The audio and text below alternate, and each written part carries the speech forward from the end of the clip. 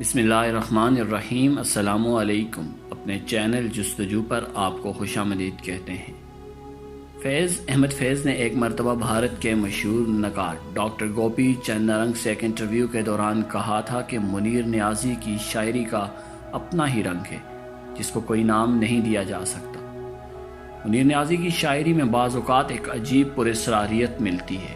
یہ پراسراریت ان کی شخصیت میں بھی تھی۔ اشعار سناتے وقت ان کا لہجہ پراسراریت کی چادر میں لپٹا ہوتا تھا۔ کئی مرتبہ ایسا ہوتا تھا کہ وہ کلام سناتے ہوئے چند ساتوں کے لیے رک جاتے تھے۔ ایسا محسوس ہوتا تھا جیسے وہ کچھ کہنا چاہتے ہیں لیکن کہہ نہیں پا رہے، یعنی سامعین کو یہ تاثر ملتا تھا جیسے الفاظ کی کوکھ میں تڑپ رہے ہیں۔ اور پھر جب شعر پورا ہو جاتا تو وہ قرۃ العین حیدر کے بقول رامپوری چاقو کی طرح دل میں اتر جاتا تھا۔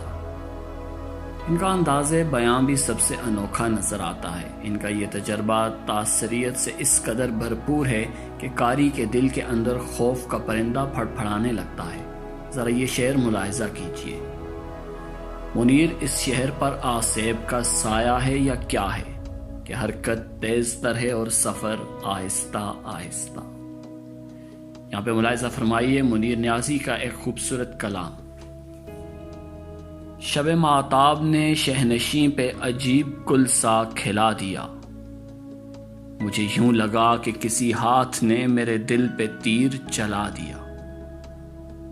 کوئی ایسی بات ضرور تھی شب وعدہ وہ جو نہ آ سکا، کوئی اپنا وہم تھا درمیاں یا گھٹا نے اس کو ڈرا دیا۔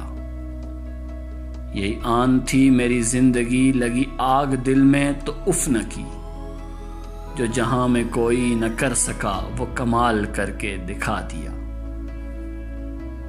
یہ جو لال رنگ پتنگ کا سر آسماں ہے اڑا ہوا، یہ چراغ دستے حنا کا ہے جو ہوا میں اس نے جلا دیا۔ میرے پاس ایسا طلسم ہے جو کوئی زمانوں کا اسم ہے، اسے جب بھی سوچا بلا لیا، اسے جو بھی چاہا بنا دیا۔